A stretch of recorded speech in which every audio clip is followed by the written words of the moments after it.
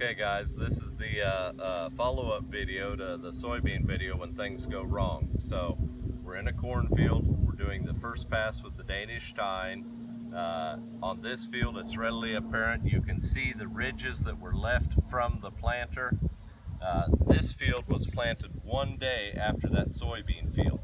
The difference between the two, and the reason that I have a perfect stand of corn here, this field has a little more moisture, and I field cultivated it before I planted. So when you're looking out across here of the weed profile, you see some weeds that survived that field cultivation right prior to planting. You see a couple weeds that are the same size as the corn, but the bulk majority of them are these little itty bitty things that have just come up since the rain. So after we planted this field, we had 12 days without a rain. Today is day 17, and we're a little later in the year, obviously, for the corn to have this much growth at day 17, but we're on one of our low bottoms. You look at the soil here, this is what the kind of soil you love. It'll break your heart. We call this sugar dirt, because if you do get a rain on this right after planting, it will be solid weeds out here.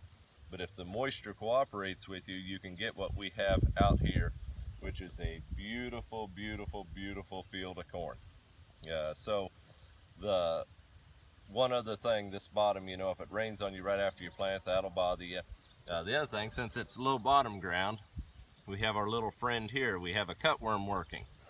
There should have been a corn plant here, should have been one there, and should have been, well, this one here. On this low bottom ground, I like to delay planting a little bit. We planted it the 1st of June.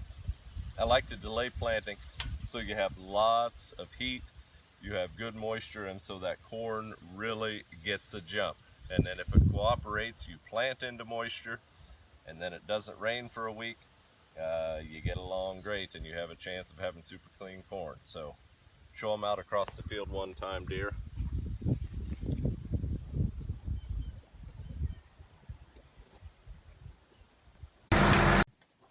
Okay guys, we put 3 clips together here. I'm sitting in the cab with the tractor off so you can hear me. This will be our last cultivation video. Right at the start of the video, I took my wife and she became the selfie stick, and she held the camera right over the rows, so you got an approximation of the speed and what the rolling wheels, rolling shields are doing, and how they're rolling dirt in on that corn.